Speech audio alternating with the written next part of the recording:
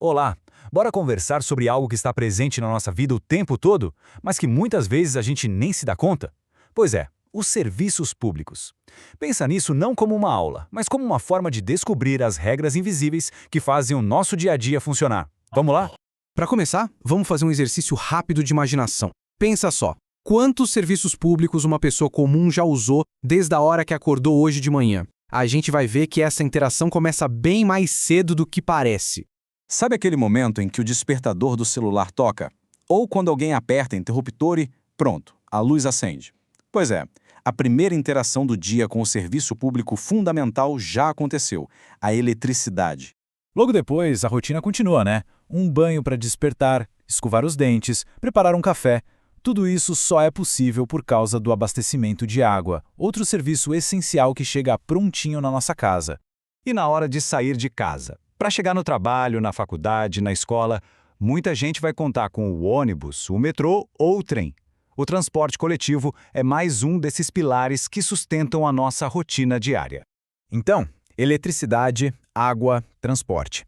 A gente vê esses exemplos por toda parte. Mas afinal, o que exatamente faz com que eles sejam chamados de serviços públicos?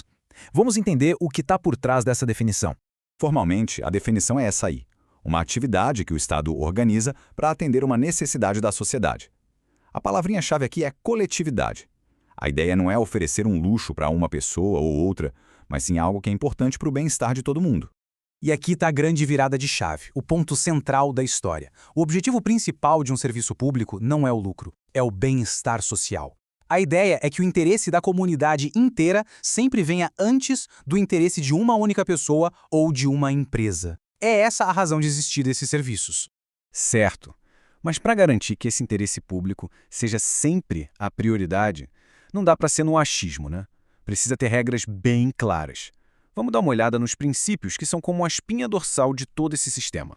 O primeiríssimo princípio é o da continuidade. O que isso quer dizer? Basicamente, que o serviço não pode parar. Ele tem que ser constante, confiável, porque a vida da gente depende disso. Interromper não é uma opção, a não ser em casos muito, mas muito específicos. E para a gente ter uma ideia do peso disso, imagina um cenário crítico. Pensa nas consequências de um corte de energia sem aviso no meio de uma cirurgia em um hospital. A continuidade, nesse caso, não é só uma conveniência, é literalmente uma questão de vida ou morte. O segundo princípio fundamental é o da universalidade. E ele é bem direto. O serviço tem que ser para todo mundo. Ponto. Sem exceção.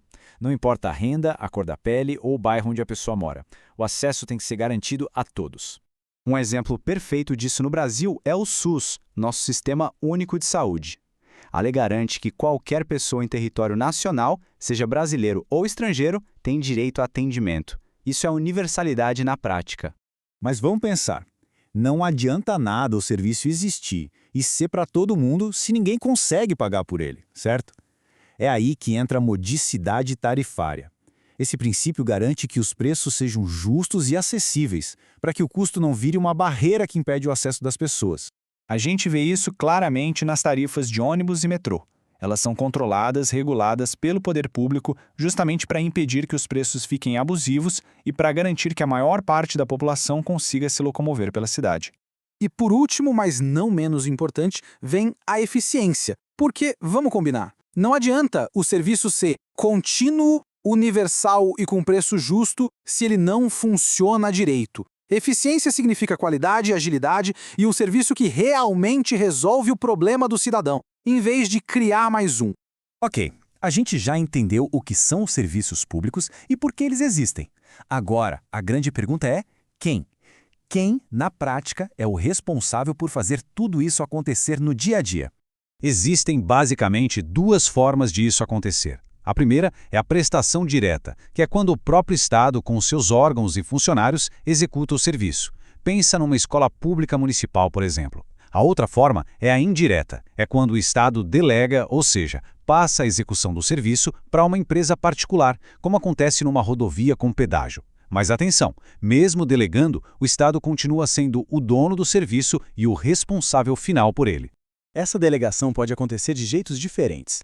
A concessão é a mais robusta, um contrato longo e cheio de regras, típico de grandes obras como rodovias ou aeroportos. A permissão é mais flexível, um contrato mais simples que o governo pode rever com mais facilidade. E a autorização é mais um ato de consentimento do Estado para uma atividade de interesse privado, mas que também serve ao público, tipo o uso de uma frequência de rádio. Cada modelo serve para uma necessidade.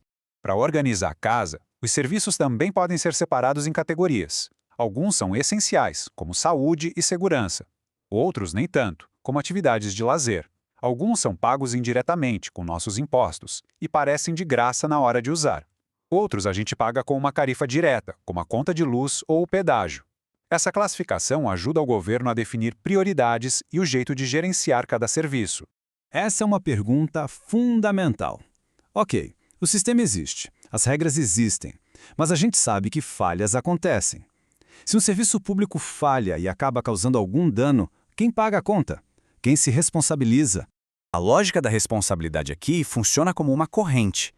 Se um cidadão sofre um dano por causa de uma falha no serviço, o primeiro a ser chamado para responder é quem está prestando aquele serviço, seja o governo ou uma empresa privada.